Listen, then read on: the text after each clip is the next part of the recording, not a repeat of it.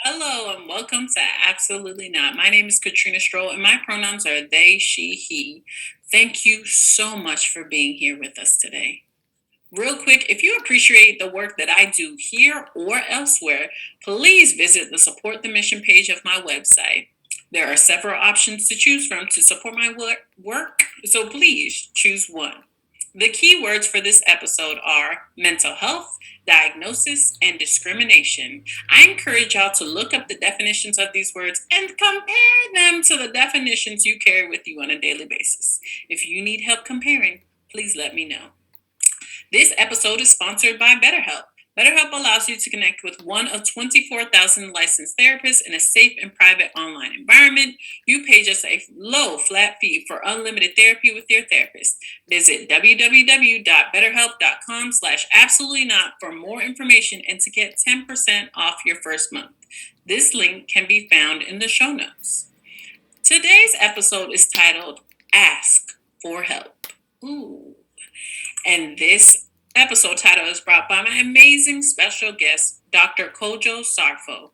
He is a social media content creator, mental health nurse practitioner, and a psychotherapist with over 2 million followers on all of his social media channels. That's TikTok, Instagram, YouTube, Twitter, Twitch, and Triller. He posts to promote mental health awareness and educate individuals about mental health conditions. Dr. Sarfo is also the author of an Amazon best-selling book entitled You Already Won.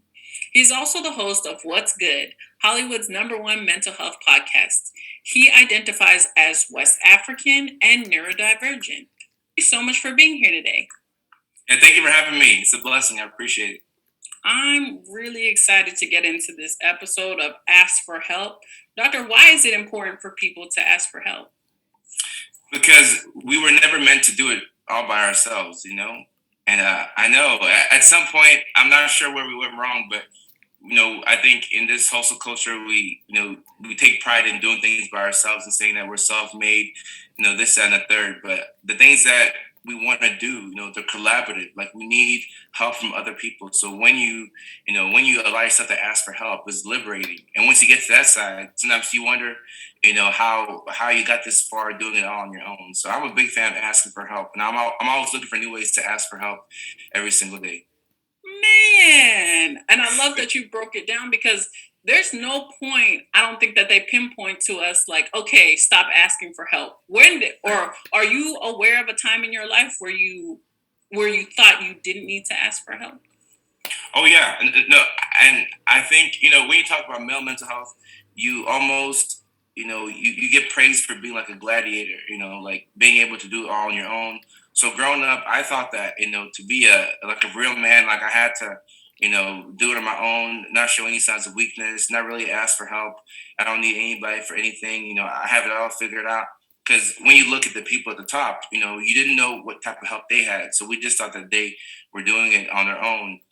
So yeah, growing up, that's how I thought, to be honest. So I'm thankful for my clinical experience and just life for teaching me that you don't have to do it all on your own. Ooh, so many words. See, and this is why I'm thankful that you are here on the show today I because appreciate it. even the word gladiator that you use, that's kind of an identity that we're given. Like we're given that identity. I didn't sign up for this gladiator life. When did you kind of shut that identity and say, no, I no longer want to be a gladiator? I would say, when I was around 21 years old and I had my first job working in the psychiatric hospital, as a psych RN, staff RN, and just seeing how similar the patients were to us. They were just like us, but they had maybe a couple of different life circumstances. Maybe they had death in the family, or they were carrying so much on their back to the point where they just kind of like imploded from within, from all that pressure. And that's when I started to like draw the parallels between their lives and my life. And it was kind of like a warning, to tell me, hey, if you don't find a way to, set some boundaries, this could be you. Like you're not any better than them, you're not any worse than them. We're all human. So just having that experience, and getting to be in that setting, was very helpful for me personally. Mhm. And I am tearing up because I have been hospitalized multiple times, and the dynamic there is very strange. As you are aware, it's very strange, and it's very much made to feel like you are there for a reason. You're very much there for a reason. You're not normal. You need to get it together so that you can lead this institution.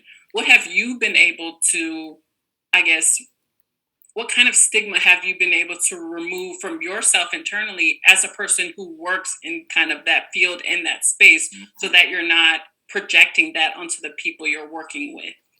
Oh, that's a fantastic question. Working in that environment, it uncovers everything that you believed about mental health. Like, everything that you thought was true, everything that you found out it wasn't true. Like, you get to, like, in order to have any type of longevity in that environment, you have to really take a deep dive and look into yourself. And I realized that, asking for help was a sign of strength, and that the sooner you do it, the better. It's better to be proactive and preemptive with these types of things. And like, I can think back to many patients who, like, when I sat down with them and, like, I looked at their story, I realized that there was a trauma or something that happened to them. And they had a period of time where if they had received help, they would not have been in the hospital, but because of life circumstances or because of stigma, a lot of times some people actually had the resources to go get help, believe it or not. But, they didn't want people to know, a spouse or a friend to know that, okay, I'm taking a week off of work to go to the psychiatric hospital because, if you go into the hospital because you have diabetes and your blood sugars are out of whack, like, you can tell friends, oh, like, my insulin, and then they say, okay, that's fine. It's a medical condition. But if you tell somebody that, like, maybe you were manic and you were in the hospital, we don't have like, we're just now starting to have those conversations. So it wasn't accepted to, like, tell people that. So, like, you would, like, people would think that, okay, I'd just rather go through this alone than to have to tell people about it. Because, like, the embarrassment that comes from telling people that you were hospitalized, like, that supersedes everything in your brain. So being able to recognize that, like, to not be worried about people's opinions and to just lay it all out there, it's a liberating thing. And if you can get to that point, then you realize, wow, like, you want everybody else to get to that point because you see that they're carrying such a big weight on their back, and, like, what it feels like. But the thing is, you can't control other people's actions, so it's frustrating because you see a part of yourself in them, and then the best you can do is, make videos online and talk to people, and eventually over time people get there because it took a while for you to get there. If you think about it, like, you have to go through your own journey to get to that point. So understanding that what you've been through doesn't define you. Like, you'll go through all types of situations, and you don't want to be at the mercy of your experiences because, like, you can't really control what happens to you. So that shouldn't define, how you feel about yourself as a person.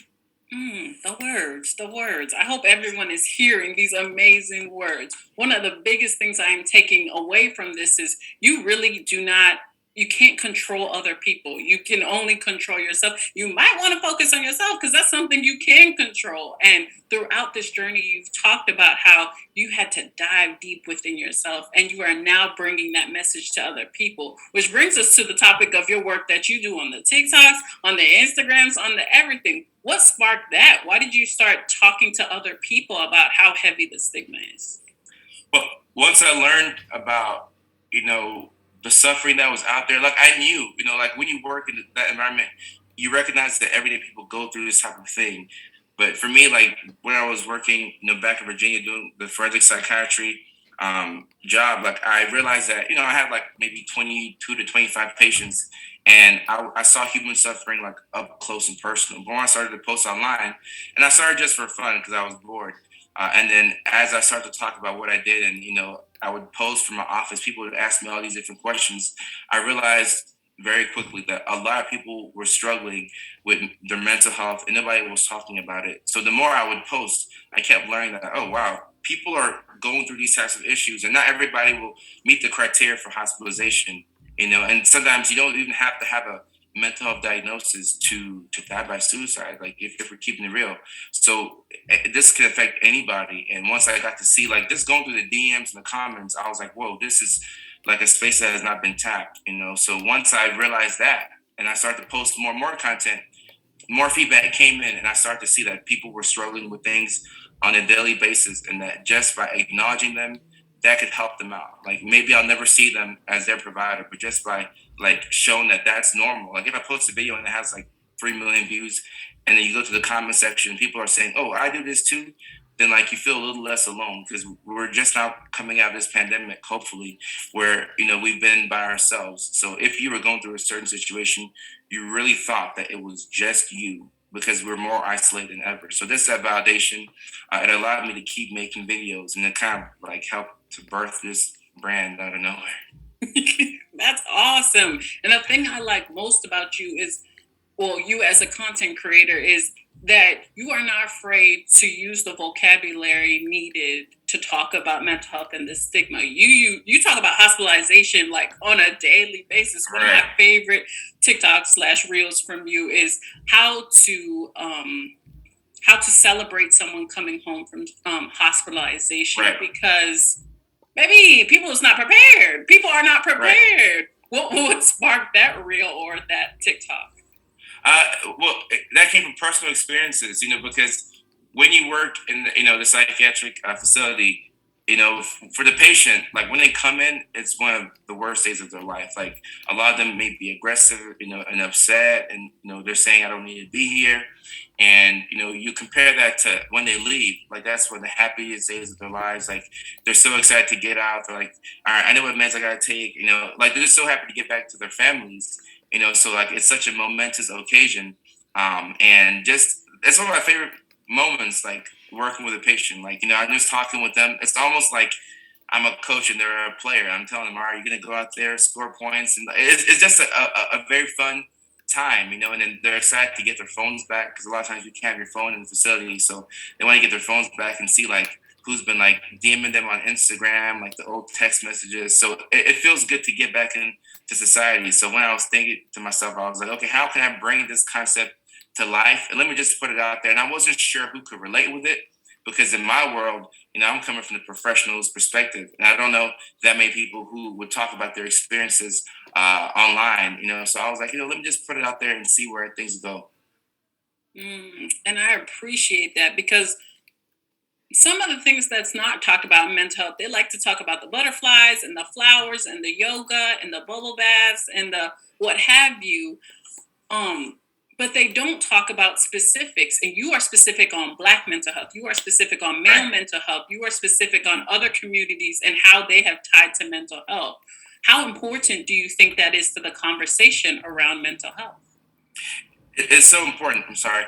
It's so important because when you talk about Black mental health, people don't realize that the DSM-5, which is what we use to diagnose people, if African Americans make up 13 to 14% of the country, and traditionally we've never really sought out mental health help, then how can you be confident that the Bible of psychiatry accurately portrays what we go through? And when you talk about certain conditions, like for Black people, they're overdiagnosed with conditions like schizophrenia. And these type of things happen, and based off of the diagnosis, that's going to dictate the treatment. So you're going to be loaded with antipsychotics and things like that. And just by being Black too, I had a psychiatrist tell me in school that just by being Black, if you come to the ER, right, or you come to the psych ward and you're aggressive, even a little bit, you're going to be seen as more threatening than a white person who looks just like you, the same type of build. So it's important to talk about Black mental health, and it's a space that like we haven't even tapped it at all. Like people don't know that like in the Black community, a lot of things that we go through are traumatic, but nobody ever puts a name on it. So people are living with trauma, and sometimes you don't realize that you've been traumatized until you grow up and like you're in a relationship and it starts to come out. So if we can talk about these things more and provide a safe space for our Black youth, it's going to be very helpful. Because I'm monitoring the statistics. Even though I'm posting the content online, but I'm always keeping like a an ear to the psychiatry streets. I want to figure out what's going on with the evidence.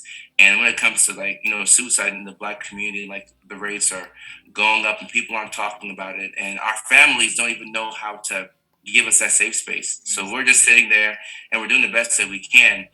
So if we allow it to be okay for people to go out, and like we're going to be the generation that has to teach our kids about mental health. Like they talk about teaching you about the planets and the stars, and they'll teach you about Lewis and Clark in history. All that stuff is cool, but some of the fundamental things like mental health, being kind to people, recognizing the signs symptoms of depression, how to help people out, like that's not in the curriculums in schools, and we just kind of assume that, oh, it's not going to help you like when you become an adult, but those things need to be taught in the formative years, especially for us as a people.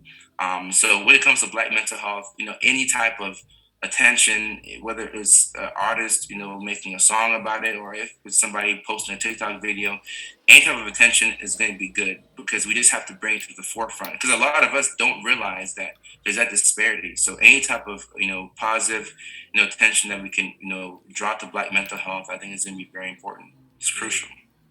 And I appreciate you once again breaking it down for the people who may not understand, because maybe I've curated my feed by now, but every time I see a new suicide in the headlines, it is a Black person. It is somebody who looks exactly like me, or my dad, or my brother, or my cousins, and it is heartbreaking. But to your point, the definitions or the Bibles are not talking about Black mental health. Like when you hear about trauma, you see like veterans or you see like incidents that occur. They ain't talking about poverty. They're not talking about not having a stable household. They're not talking about the relationships. When did you, or have you ever had to educate practitioners around you on the differences between the Bible and what's actually going on in these communities? All the time, all the time. And that's the beauty of working in a hospital, because like my office where it was located back in Virginia, like the psychiatrist across from me, she's Puerto Rican,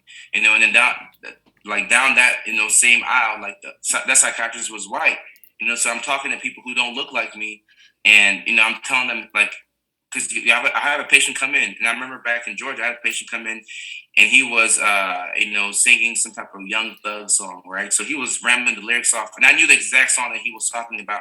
But I remember seeing a psychiatrist put in a note saying that, oh, this person is having a flight of ideas, ramble speech. I'm like, no, he's like, this is a Young Thug song. Like, I know this song, right? But with the cultural differences, it's gonna look as if the person is psychotic. But I'm like, that's one of my favorite songs, So like to tell, and I let the psychiatrist know, I'm like, hey, like that's like a song. And I played on my phone. And he was laughing, but I'm like, that's a song.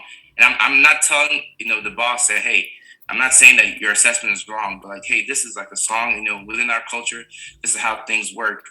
So it's important to educate people, because once the patient feels understood, then they can come and talk to you. Because like for me, I have patients who were Black, and when they saw that I was Black, they felt more comfortable, telling me about what they've been through, and a lot of the things that they go through in their childhood, like it's traumatic. But like if they never tell you, you'll never know. So how can you arrive at a diagnosis of PTSD and then proceed with treatment if the patient doesn't tell you what they're going through? So I think to have more minority providers is helpful, but then to also to educate the providers who don't look like us, because there's a shortage. Like if we're telling the truth, there's a severe shortage. We don't have enough providers, based on the people that need help. So we're gonna have to rely on our counterparts who do not look like us. They're a very big part of the equation. So just telling them like, oh, this is how we do things in our culture, or sometimes like to tell a therapist like, hey, you can't just tell a Black youth that they should just like cut off their mother, like like like our parents, the church, like depending on like how you grew up, that might be like embedded into like who you are, into your identity. So it's important to educate our peers, on a professional level, because believe it or not, like we're gonna need those people to help out with mental health in general. I preach once again breaking it down, because there are a lot of people out there who will take that. Sorry, I'm going to say this wrong. DSM five, and yes, and immediately say, no, this is what it is. This is what it is. We can't go beyond that. I don't have to look outside of the scope of my own experiences. But for you as a practitioner to talk to those other practitioners and let them know there are huge differences in what's in that written word from what's being experienced here, it makes a hell of a lot of differences. I have come in contact with practitioners who refuse to do so. Do you have any words for those practitioners who are afraid to educate their white counterparts?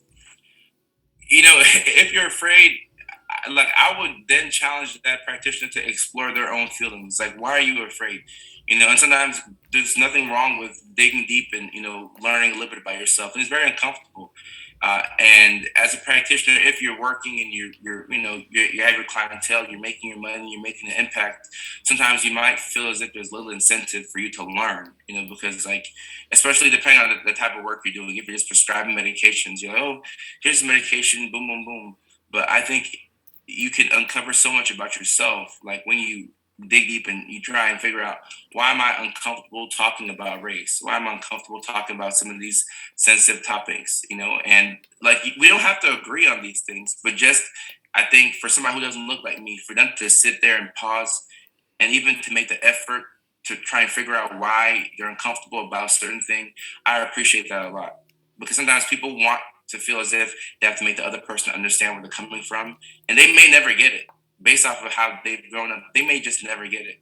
But if you make an attempt to try and see, like, oh, this is how things are in our culture, then it's going to be very important for you to, if you can't get it, to at least tell other people, hey, I'm talking to this black doctor, and he told me about this is how things work in this environment. And at some point, they'll come across a patient who they're able to help out because they took the time out to learn a little bit about themselves, and then they were able to talk about some of those sensitive topics. And then at that point, they're like, oh wow, like I did this a bit of work on myself, and I was able to connect with somebody who I've never been able to connect with before. And if they're able to do that, then word of mouth, they can tell another provider, and then those type of conversations can make a big change and can actually save a lot of lives. Mm. And we have touched on this a lot, that mental health is just starting to open up. Right. It's just starting to see human beings as human beings, and it's just starting to remove the stigma from places. But there's still a lot of work to do. But to your point, if you don't do the work, it's just not gonna get done. You have to do that work internally. What is some of the work that you're doing internally now to ensure you're an amazing practitioner that you are?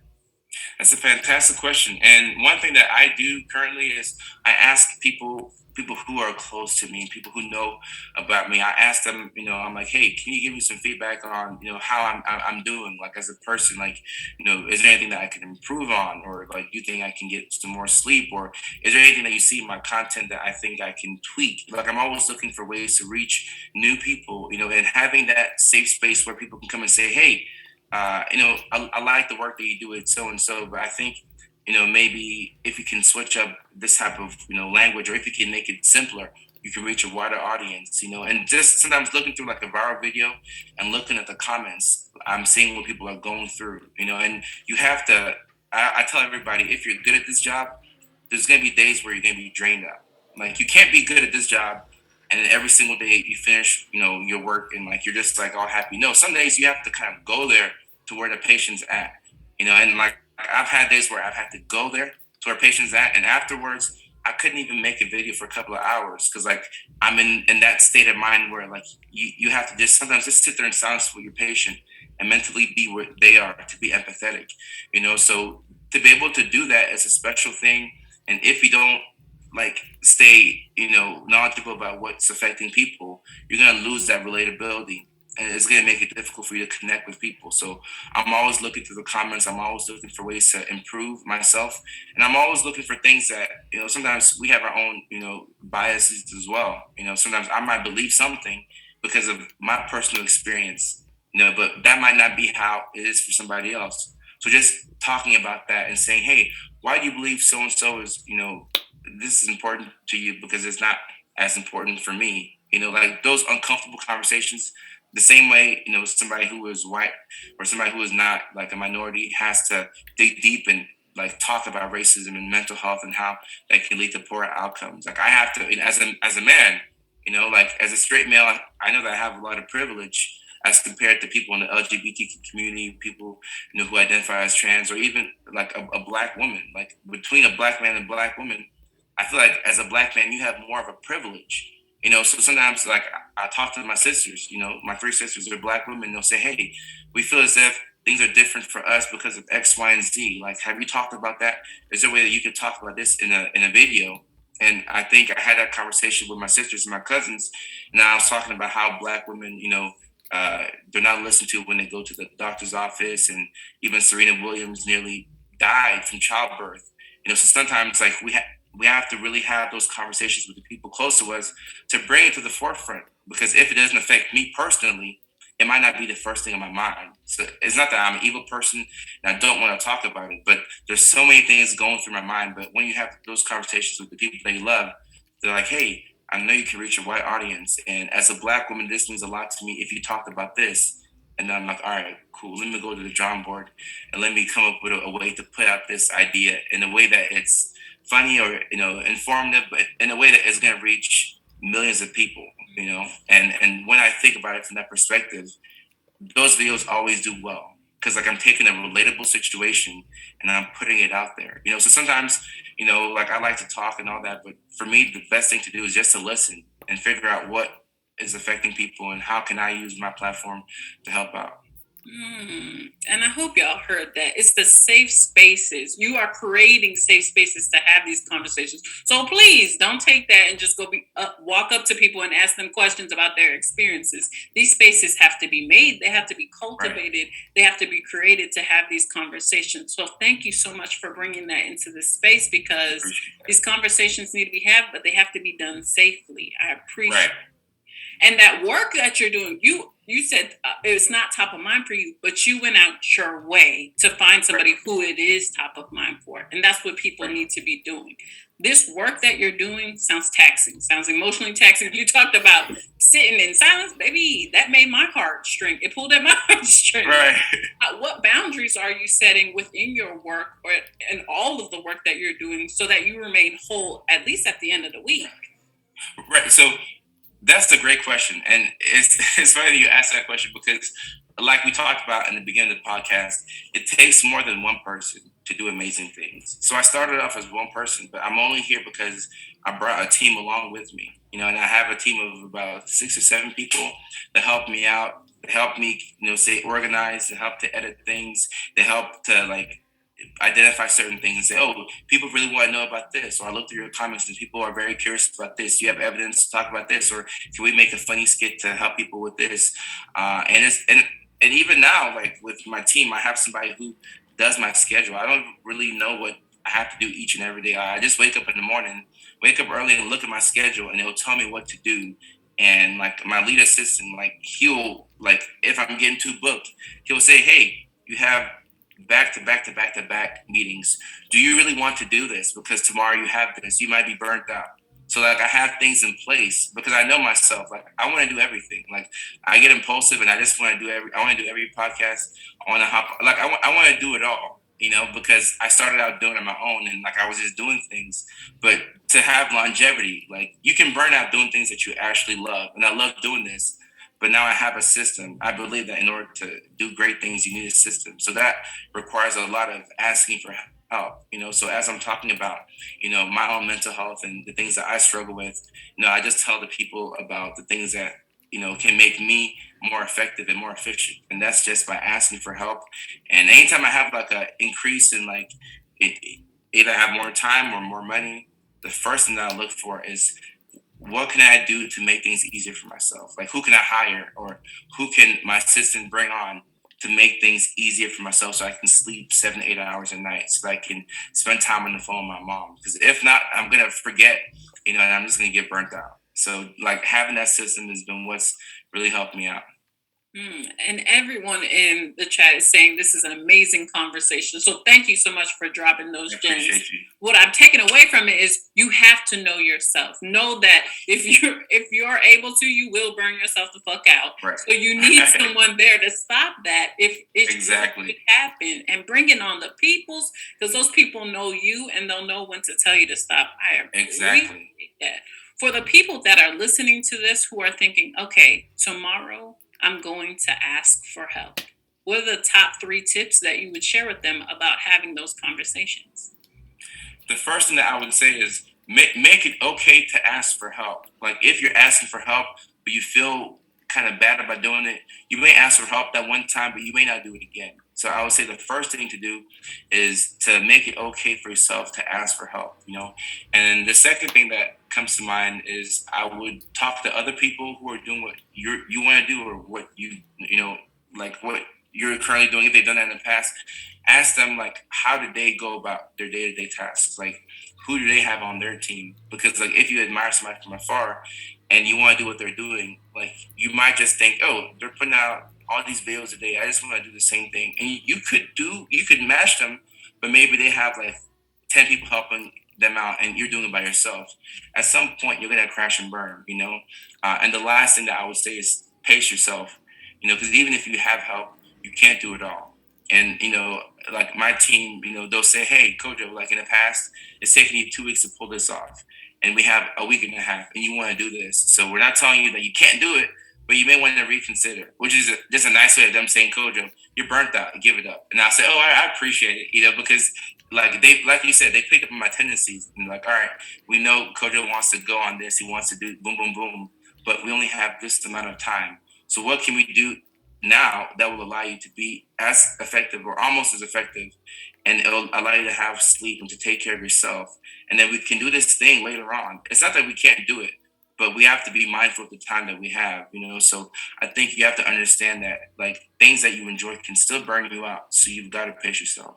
And that's going to be a hard pill to swallow. Things that No, you it is. enjoy can still burn you out. I don't think Yeah, anybody told us that, so I appreciate you bringing that into this space.